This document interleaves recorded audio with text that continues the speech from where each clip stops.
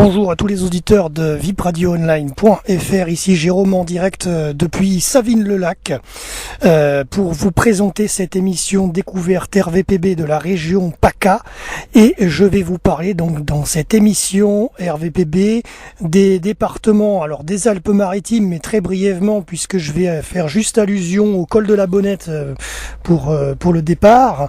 Ensuite on parlera des Alpes de Haute-Provence. Et on terminera sur les Hautes-Alpes, voilà. Et bien sûr, dans cette émission découverte, le circuit du jour, le circuit de cette émission radio, Col de la Bonnette, Barcelonnette, Lauzet, Ubaye. Je vous parlerai des demoiselles coiffées, les cheminées de fées qui sont dans les Hautes-Alpes, Savines-le-Lac, bien sûr, là où je me situe actuellement. Bien sûr, forcément, le lac de Serponçon, puisque je suis juste en dessous, juste à côté. Embrun et la ville de Sisteron. Voilà, vous savez tout pour découvrir cette émission RVPB sur la région PACA. Voilà, donc on va tout de suite commencer par la présentation du col de la Bonnette. Donc pour commencer cette émission, parlons maintenant du col de la Bonnette, qui est un col de montagne à 2715 mètres d'altitude, où la route passe pour relier la vallée de l'Ubaye à celle de la Tinée. La vallée de la Tinée, forcément, c'est dans les Alpes-Maritimes, bien sûr. Le col de la Bonnette se situe entre la cime de la Bonnette à 2860 mètres et la cime des Trois-Serrières à 2753 mètres. Une bonne partie de la route entre Jauziers et Saint-Étienne-de-Tinée est située en zone protégée du parc national du Mercantour. Jadis, cette voie stratégique n'était qu'un chemin muletier. Il est élargi dès 1832, mais la route actuelle ne fut achevée qu'en 1964. La route du col de la Bonnette passe par le faux col de Restefond, 2656 mètres, et quelques mètres en dessous du col de Restefond, 2680 mètres, sans toutefois l'emprunter. Pour cette raison, on parle parfois du col de la Bonnette-Restefond, les deux cols étant situés à proximité l'un de l'autre. Cette route du col est fermée en hiver. Il s'agit d'une route communale sur le versant des Alpes de Haute-Provence au nord, depuis son abandon par l'armée qui entretenait jusque-là, et cette départementale est sur celui des Alpes-Maritimes au sud avec une déclivité de 8%. Alors d'ailleurs, il faut savoir que ce col est fermé à partir de octobre, de octobre à avril en général, voire même des fois mai ou juin. Ça dépend suivant l'état de la neige. Alors il existe une controverse sur le fait que la route de la Bonnette soit, comme il est indiqué au pied du col, la plus haute d'Europe, puisque le col de la Bonnette culmine à 2715 mètres. Il existe 3 cols routiers alpins dont les altitudes sont supérieures à celui-ci. Les cols de l'Iseran à 2764 mètres, du Stelvio à 2757 mètres et Aniel à 2744 mètres. En revanche, depuis le col, une route permet de faire le tour de la cime de la Bonnette à 2860 mètres. Cette route est appelée improprement car ce n'est pas un col, c'est le col de la cime de la Bonnette, et son point culmine à 2802 mètres, ce qui en fait la route goudronnée la plus haute de France. Alors ce n'est cependant pas le point le plus élevé accessible en voiture dans les Alpes. La plus haute route goudronnée est le portail sud du tunnel en Autriche de la région de Solden à 2829 mètres, donc vraiment pas beaucoup, c'est même pas 20 mètres de plus. Alors ceci dit, depuis la cime de la Bonnette, 2802 mètres, vous pouvez monter à pied jusqu'au Belvédère, et là vous êtes à 2862 mètres, donc vous êtes vraiment au plus haut, et c'est magnifique, les photos d'ailleurs à visionner sur cette émission. Alors bien sûr, pour continuer, cette route de la Bonnette est classée route impériale depuis le 18 août 1860 par l'empereur Napoléon III. Sur les deux versants subsistent les ruines des différents ensembles militaires appartenant à la ligne Maginot des Alpes, qui témoignent des tensions passées entre la France et l'Italie. Le camp des Fourches a ainsi été occupé jusqu'à la Seconde Guerre mondiale. Alors on va parler sport, on va parler cyclisme dans ce col de la Bonnette. En Tour de France, le 22 juillet 2008, le Tour passe pour la 4e fois de son histoire au col du cime de la Bonnette lors de la 16e étape entre Cuneo et Jauziers. C'est le Sud-Africain John Lee Augustin qui était passé en tête du sommet avant de connaître une impressionnante chute dans la descente et de laisser la victoire à Cyril Dessel. Il a en effet dû attendre la voiture de son directeur sportif à l'époque, n'ayant pas pu récupérer son vélo. L'Espagnol Baumontes était passé en tête en 62 et 64 et le Britannique Robert Millar pour l'édition de 93. Le cycliste écossais détient d'ailleurs le record de cette ascension par Josier avec une ascension effectuée en 1h05. Il s'agit du record d'altitude pour le Tour de France et il a été classé en première catégorie lors des 2 premiers passages, puis hors catégorie en 93. Voilà, vous savez à peu près tout pour le col de la Bonnette. Donc n'hésitez pas à y aller, soit depuis les Alpes maritimes, à Saint-Étienne-de-Tinée, Saint-Dalmas et en avant, ou bien depuis Josier. Voilà, de l'autre côté de la montagne. Chaque jour que tu vis, tu t'accroches comme tu peux, et souvent tu te dis que ça pourrait être mieux. Chaque jour que tu vis, dans ta tête tu te dis qu'un jour peut-être ça ira mieux. En attendant, c'est par la musique tu prends le large. En attendant, c'est par la musique que tu t'évades.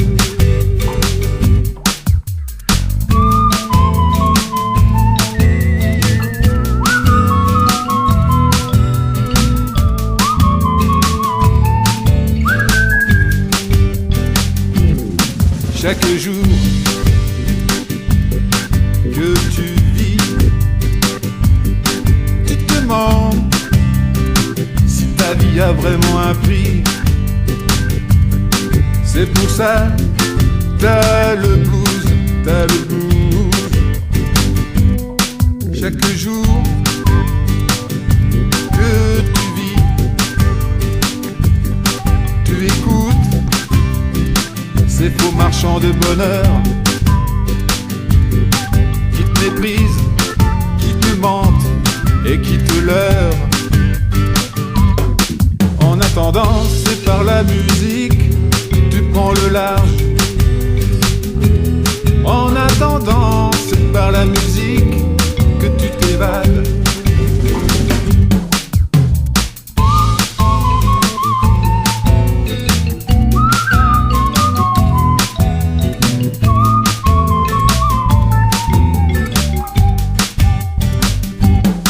Chaque jour que tu vis, tu espères en des jours meilleurs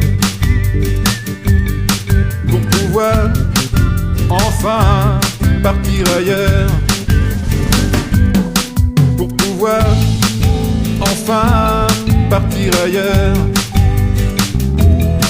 pour pouvoir enfin partir ailleurs,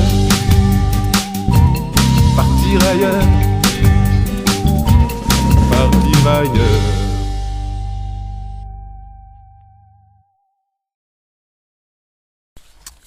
Pour continuer cette émission RVPB, donc déjà merci à nos artistes RVPB qui nous accompagnent durant cette émission découverte RVPB de la région PACA. Merci à Lucia Mills, merci à Alvaro, merci à Pascal et à Boudax.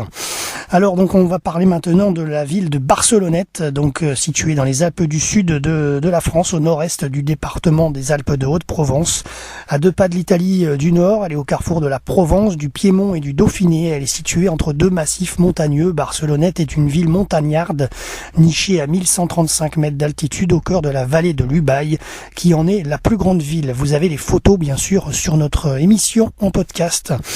Barcelonnette est distante de 290 km de Lyon, 170 de Grenoble, 70 de Gap, 210 de Marseille, 240 de Nice. Enfin ça c'est ce qu'ils disent parce que c'est totalement faux puisque Barcelonnette n'est pas à 240 km de Nice, puisque en passant par le col de la Bonnette on est environ à On est à peu près à 180, hein, donc on est loin des 240, ça c'est faux. Et 85 km de Digne-les-Bains. Barcelonnette est la seule sous-préfecture française à n'avoir jamais été desservie par le rail. En effet, la ligne de l'Ubaye, qui devait relier Chorges à Barcelonnette, n'a jamais été achevée. La Première Guerre mondiale et le barrage de Serponçon ayant été autant d'obstacles à son achèvement. La vallée de Barcelonnette est encaissée par des montagnes qui atteignent 3000 mètres de moyenne. Son sommet le plus élevé est l'aiguille de Chambéron. L'aiguille de Chambéron, donc 3400 mètres quand même.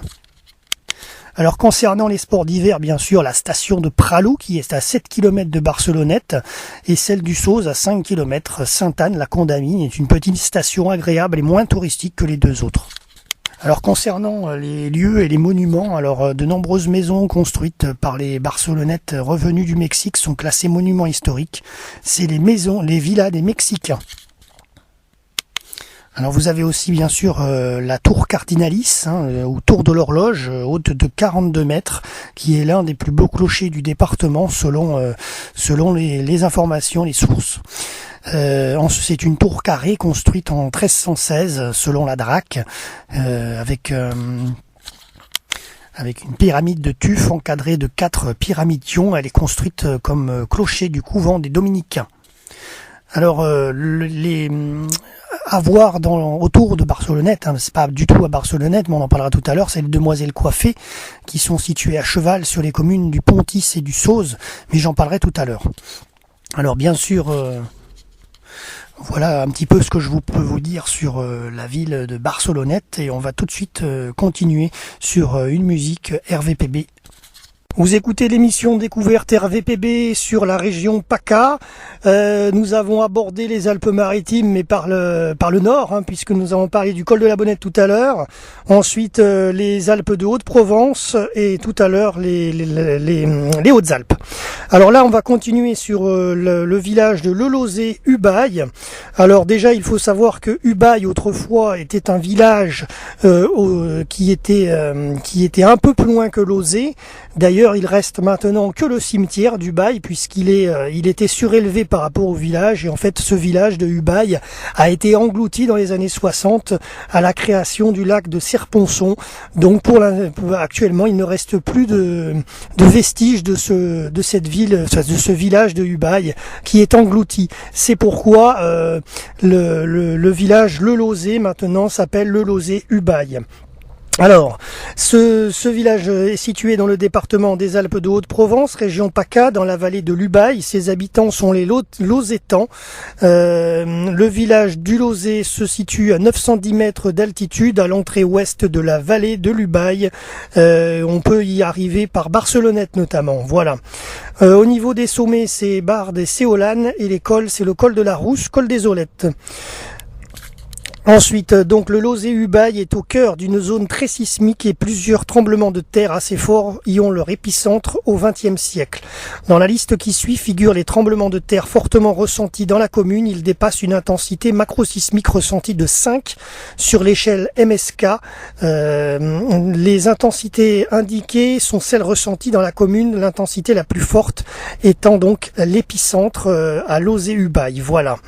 Et pour continuer sur ce village, les lieux et monuments à visiter, alors le dolmen du Villard, lieu dit rive droite à 1240 mètres d'altitude, c'est un dépôt sépulcral à l'époque chalcolithique qui était réutilisé comme tombeau à la fin du bronze, à la fin de l'âge du bronze. Il est classé monument historique et d'autres objets de cette époque ont été découverts sur cette commune.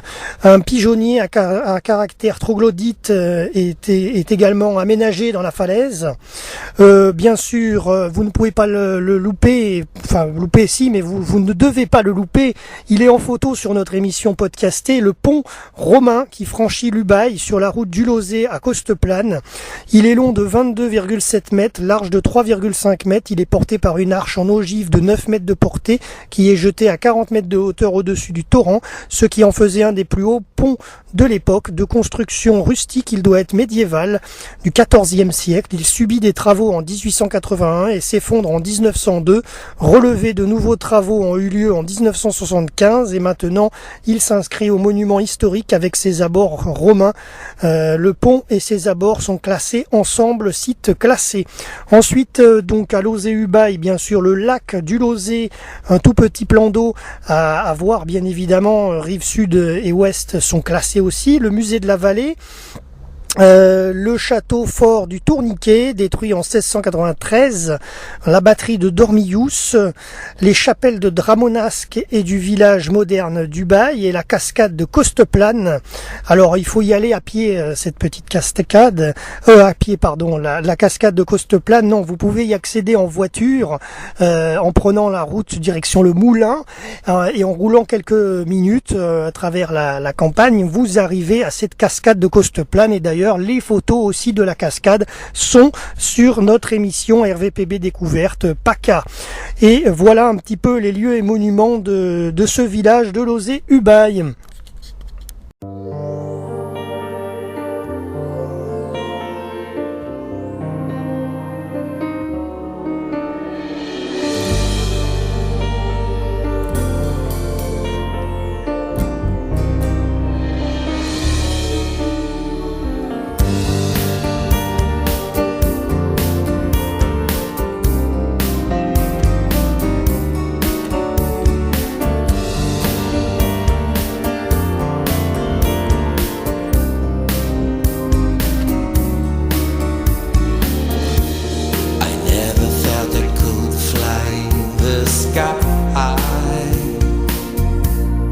Crossing the seas, mountains, rivers, precipices.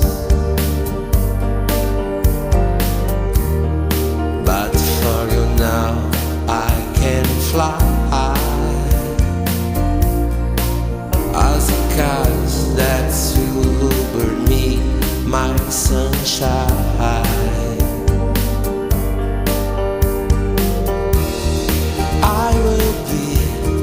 What I am, only a dream, an illusion. The only secret of a star is a temptation. It's not time to say goodbye. Closing the heart, hiding emotions not cry.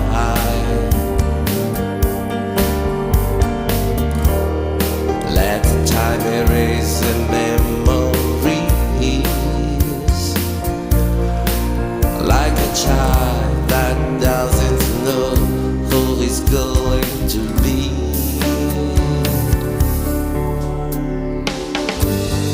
I will be what I am, only a dream, an illusion. The only secret of the star is a temptation. I will be what I am, only a dream, an illusion. The only secret of the stars.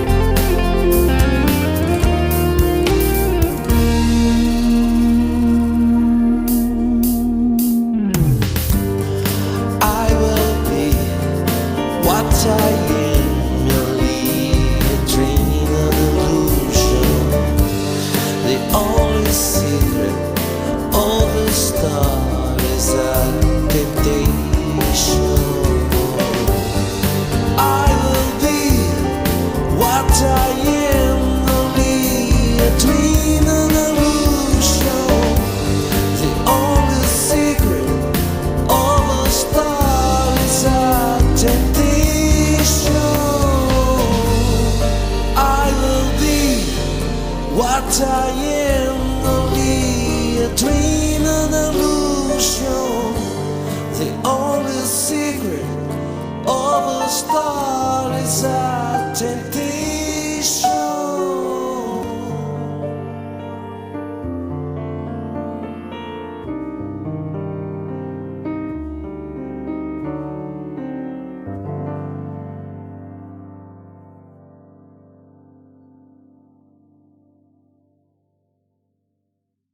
Vous écoutez l'émission RVPB découverte de la région PACA. On a parlé un tout petit peu des Alpes-Maritimes, bien sûr, puisqu'on en sortait des Alpes-Maritimes. Ensuite, les Alpes de Haute-Provence et maintenant les Hautes-Alpes. Alors, on va parler justement de là où je me situe exactement, à Savines-le-Lac, pour cette émission découverte. Alors, Savines-le-Lac est à proximité du seul pont qui sectionne en deux le lac de Serponçon. Savines-le-Lac est situé à une trentaine de kilomètres de Gap, préfecture du département des Hautes-Alpes, au cœur des Hautes-Alpes en zone périphérique du parc national des Écrins. L'altitude de la commune est comprise entre 718 mètres avec le point immergé sous les eaux du lac de Serponçon et 2270 mètres, mais ça c'est près du pic du Morgon. Le bourg lui-même est entre 782 mètres et 840 mètres d'altitude, donc on va couper la poire en deux. On est à 800 mètres, voilà. Alors, le pont justement de Savines-le-Lac, cet ouvrage d'art d'une longueur de 924 mètres relie les deux rives du lac. Il est le passage obligé pour traverser le département des Hautes-Alpes et se rendre en Italie, notamment via le col de Montgenèvre un peu plus loin. Voilà ce que je peux vous dire sur Savines-le-Lac. Alors je vous ai parlé de Savines-le-Lac, mais on peut évidemment on ne peut pas rater Sauce-du-Lac qui est juste avant. Et entre Sauce-du-Lac et Savines-le-Lac, eh bien vous avez les Demoiselles coiffées situées à cheval sur les communes de Pontis et du Sauze, qui ne sont pas accessibles depuis Pontis et sont à peine visibles depuis la route du col de Pontis. Ça c'est les Demoiselles coiffées, les cheminées de fées. Donc ça vous ne pouvez pas les manquer. Elles sont en photo sur notre émission découverte RVPB, mais bien sûr il faut vous y rendre si vous êtes dans la région, vous les croiserez le long de la route. Et d'ailleurs les Demoiselles coiffées, vous pouvez aussi en voir d'autres avec la salle du bal des Demoiselles coiffées du côté de Rémoulon, un peu plus bas derrière le barrage de Serponçon. Voilà. Continuons cette émission maintenant avec la commune de Embrun. Embrun donc qui est proche de Savines-le-Lac. Embrun domine la Durance, est accroché sur son roc. La vieille cité d'Embrun a un nom d'origine, du nom forteresse, colline située dans une zone de transition géographique formée par la vallée de la Durance d'une part et ses deux versants culminant autour de 3000 mètres d'autre part. Embrun, qui est à 870 mètres d'altitude, bénéficie d'un climat parmi les plus secs et les plus ensoleillé des Alpes. C'est la raison pour laquelle on la surnomme à juste titre la Nice des Alpes. Voilà, donc Embrun, on pouvait pas passer à côté. Forcément, étant de Saint-Laurent et de Nice, on pouvait pas passer à côté d'Embrun. À cause de son climat donc tempéré, la Nice des Alpes, Embrun est aussi entourée de montagnes, de nature préservée. La commune est incluse dans la zone périphérique du parc national des Écrins et de stations de sport d'hiver équipées, Les Ors, Risoul-Vars, Réalon et Crévoux. À mi-chemin entre Gap et Briançon, Embrun est un point de passage obligé pour aller du sud au nord du département. Les liaisons, notamment ferroviaires, puisque Embrun dispose d'une gare ferroviaire desservie principalement par les TER Marseille-Briançon, Grenoble-Briançon. La gare accueille aussi le train de nuit Paris-Briançon. Concernant le climat, donc 871 mètres d'altitude pour Embrun, de 1960 à 90, il avait gelé 103 jours en moyenne par an et 83 jours par an avec des précipitations supérieures ou égales à 1 mm. Voilà, la température record c'est moins 19 en 85 et la plus chaude c'est 36 degrés en 83 et même en 2003. Embrun est donc l'une des villes les plus ensoleillées de France. Alors bien sûr les lieux et monuments à voir à Embrun, la cathédrale Notre-Dame du Réal, 12e et 13e siècle, l'un des plus remarquables monuments des Alpes dauphinoises, les deux orgues notamment de la cathédrale, le grand orgue en nid d'hirondelle et le petit orgue de la chapelle Sainte-Anne, à voir dans cette cathédrale. Ensuite, la maison des Chanonges, des Chanoines, un exemple rare d'architecture civile romane du XIIIe, en appareil régulier à fenêtres geminées sur la façade, une sculpture de lion en haut relief mangeant une chèvre. La tour brune d'Embrun, ensuite, un donjon carré du XIIe siècle, le seul vestige de la muraille médiévale qui est toujours présent. Le couvent des Cordeliers d'Embrun, siège de l'Office du tourisme, dont les chapelles sont ornées de fresques des XVe et des XVIe siècles. Et bien sûr, le jardin de l'Archevêché et la promenade de l'Archevêché avec le belvédère sur la Durance. Aussi avoir le plan d'eau, forcément, qui est juste en sortie d'Embrun. Ce plan d'eau est une base de loisirs, notamment d'aviron et de voile, alimentée par les eaux de la Durance à l'entrée du lac de Serponçon. L'abbaye un peu plus loin donc de Boscodon à visiter, XIIe siècle, dans les environs d'Embrun. Parlons sport maintenant pour Embrun avec l'Embrunman. Créé en 1984, l'Embrunman est un triathlon longue distance qui se court le 15 août. L'épreuve est réputée être l'une des plus dures du monde avec 3800 mètres de natation dans les eaux froides du lac de Serponçon, 188 km de cyclisme dont le franchissement du col d'Izoard et se termine par un marathon où le dénivelé est d'environ 400 mètres. Voilà. Moi je pourrais dire que l'Embrunman on peut le comparer à notre Ironman niçois. Voilà, vous savez à peu près tout sur Embrun. Tout de suite, pause musicale avec nos artistes RVPB sur le www.vipradioonline.fr.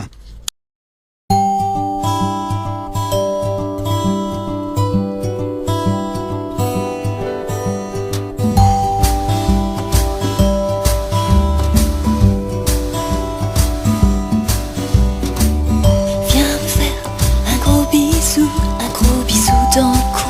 Viens faire des gros boutons partout, partout, partout. Surtout ne t'arrête pas, car moi j'aime bien ça.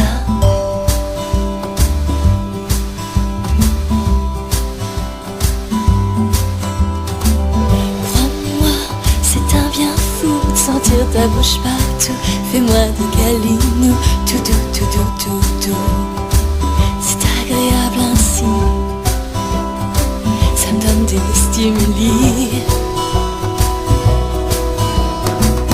Viens me faire un gros bisou, des gros bisous partout. Chouchou, chouchou, toutou. Viens me faire un gros bisou. Quand c'est l'exaltation, qu'importe ton surnom, surtout quand c'est si bon.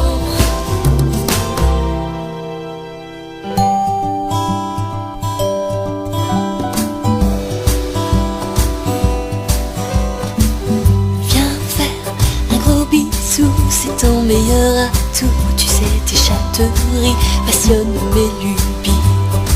C'est toi qui me désires pour mon plus grand plaisir.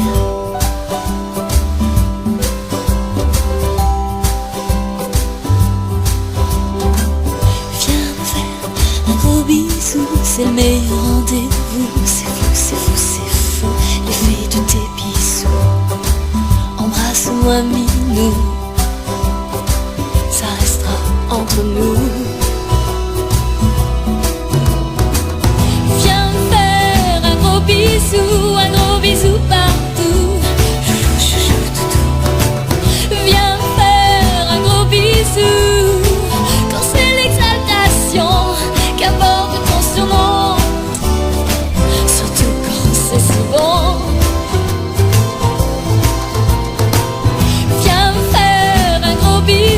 Des gros bisous partout.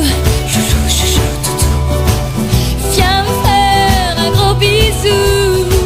Quand c'est l'exaltation, qu'importe ton surnom, surtout quand c'est si bon.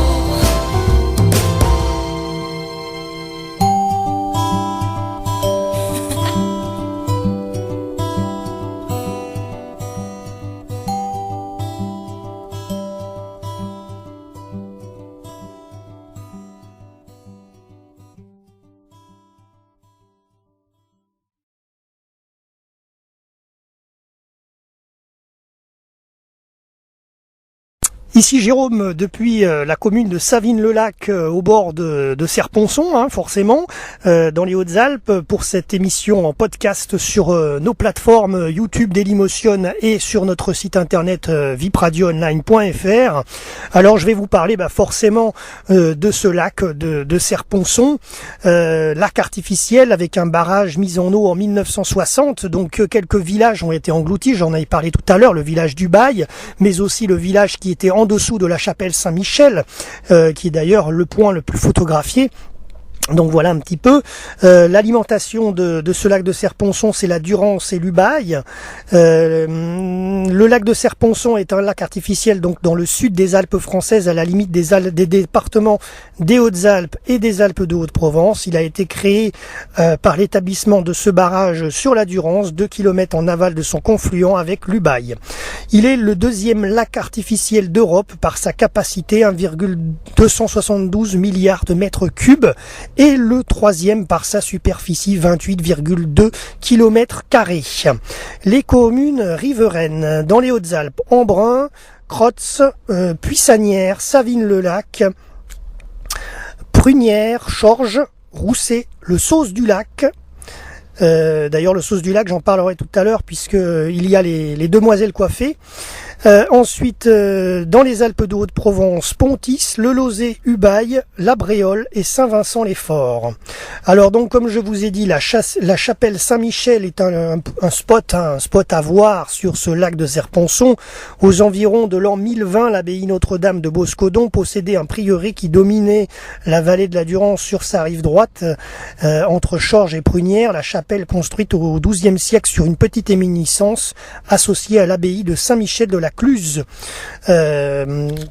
fut détruite en 1692 par les troupes du duc de Savoie. Reconstruite au XVIIe, elle devint un lieu de pèlerinage par les paroissiens de Chorges et de Prunières qui s'y rendaient en foule le 29 septembre, la fête de la Saint-Michel. Lors de la construction de ce barrage de Serponçon en 1960-61, la destruction de la chapelle était programmée, mais comme elle était à une altitude légèrement supérieure à la cote maximale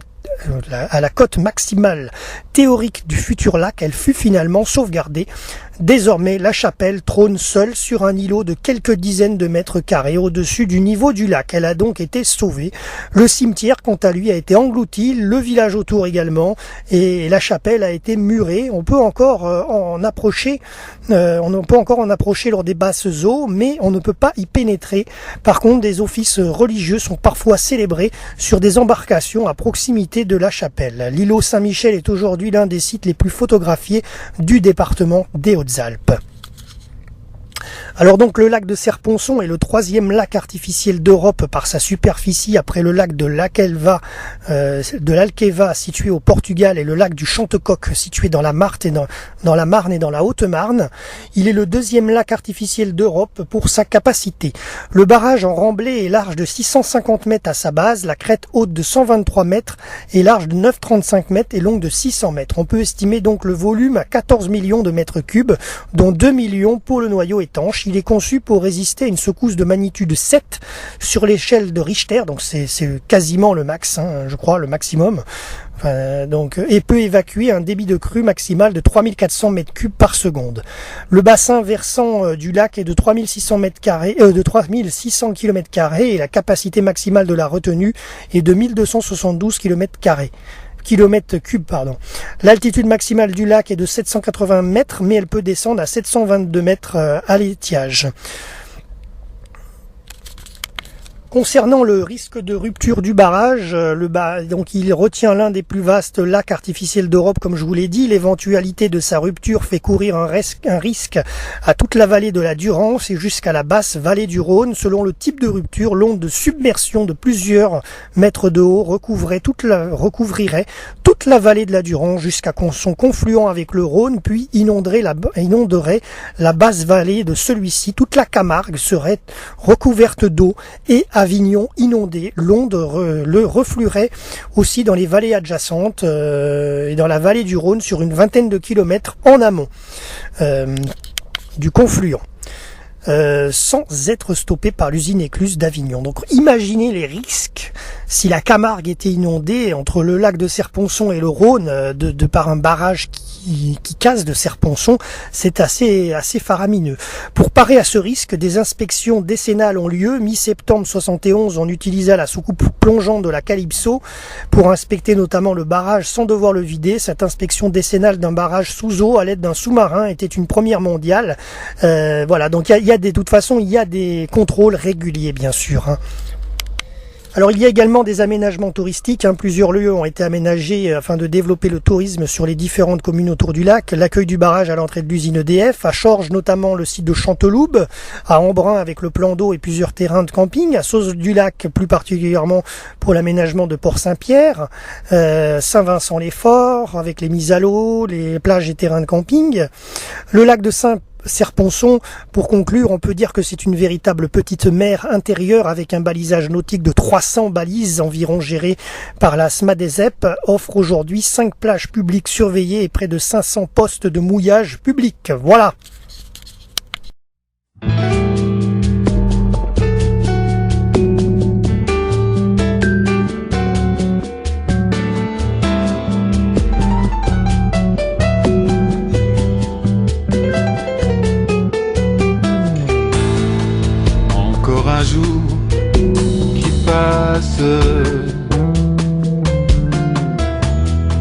Le soleil qui s'efface, laissant place à la rêverie. Nos pensées incrustent la nuit. Encore un jour passe, tous ces silences qui nous happent, ce temps qui glisse entre nos mains façonne nos vies et nos destins. Comme une fenêtre qui s'entrouvent, le temps s'enfuit, le temps s'écoule, nous laissant seuls avec nos songes et nos désirs, nous laissant face à l'avenir.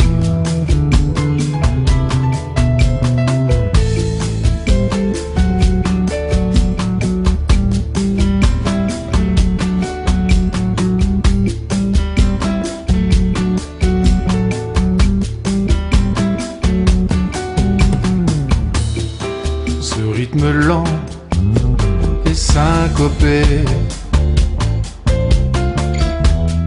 c'est pour freiner un peu ce temps, c'est pour le faire chanter et danser sur ce tempo bien chaloupé.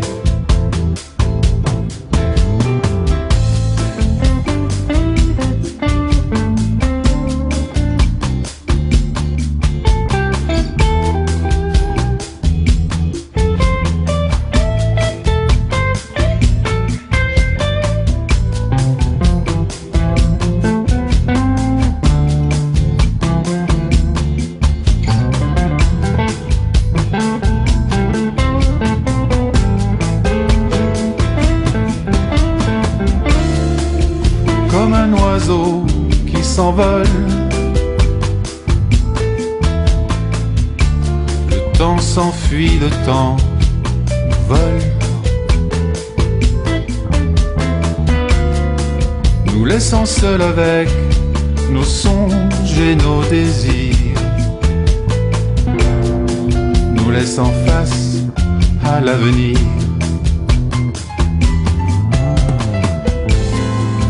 Encore un jour qui passe,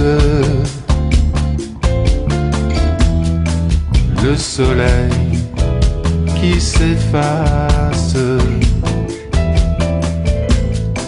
laissant place à la rêverie. Nos pensées incrustent la nuit. La nuit. La nuit.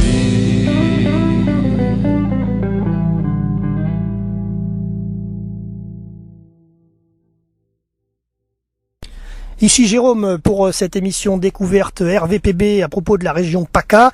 Je vous ai parlé des Alpes, des Hautes-Alpes. Maintenant, je redescends sur les Alpes de Haute-Provence pour vous parler de Sisteron. Sisteron, commune française, donc dans le département des Alpes de Haute-Provence et dans la région PACA. Le nom de ses habitants sont les Sisteronais. Sisteron était à l'époque romaine et de la construction du pont sur la Durance, un point de passage stratégique. Cette importance lui a valu des fortifications actualisées jusqu'au XVIIIe siècle, siège d'un évêché. La ville a un certain rayonnement pendant le Moyen-Âge. Elle est le siège d'administration de second rang, puis district après la Révolution. C'est actuellement une petite ville industrielle avec une usine pétrochimique et des industries gravitant autour des abattoirs. Mais le secteur touristique est très présent.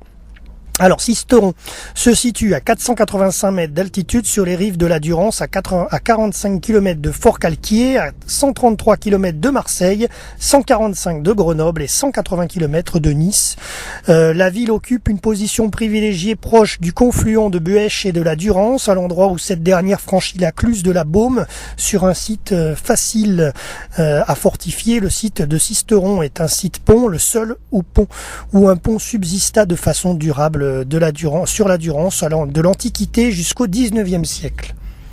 Surnommée la Porte de Provence, elle confine au Dauphiné. Elle possède de nombreux monuments, dont sa citadelle face au rocher, la Baume, dont les strates sont presque verticales, une cathédrale du XIIe siècle, Notre-Dame des Pommiers, 5 tours, plusieurs chapelles et des vestiges d'anciens couvents. C'est une ville qui accueille de nombreux touristes attirés par son climat méditerranéen, avec une moyenne annuelle de 300 jours de soleil par an, son patrimoine riche et varié, son plan d'eau et son aérodrome. Les communes voisines de Sisteron sont le Poète, Valerne, Entrepierre, Peypin, Valbel, Beuvon, Ribier, etc. Alors, bien sûr, vous pouvez pas, quand vous venez l'été, oublier ça, c'est les nuits de la Citadelle qui sont l'événement important du paysage culturel sisteronais.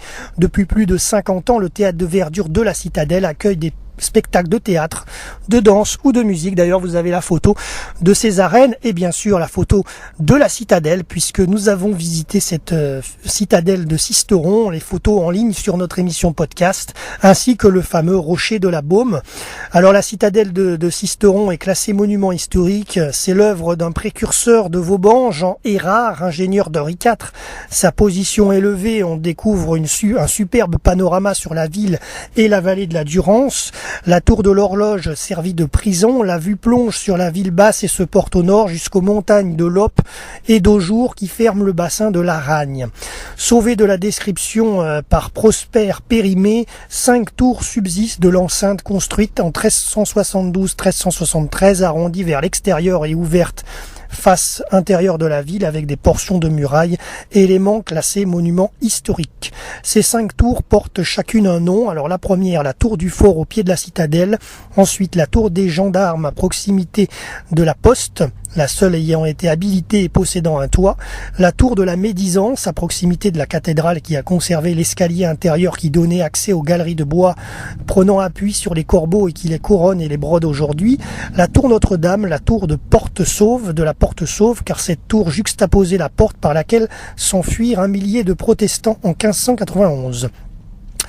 Ensuite, tout autour de la ville, on trouve d'autres résidences seigneuriales, le château de Sainte-Euphémie, de Beaulieu, de Servoul, de Haute-Rive, de Sainte-Ursule, de Valerne, de Noyers-sur-Jabron et de Valbel, et des constructions civiles de Sisteron.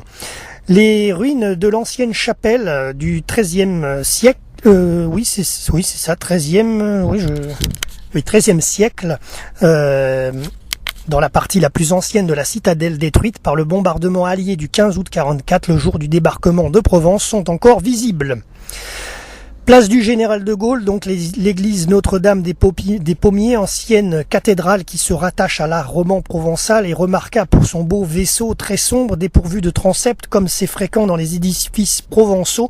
Une coupole sur trombe s'élève à l'entrée du chœur, c'est un édifice classé monument historique.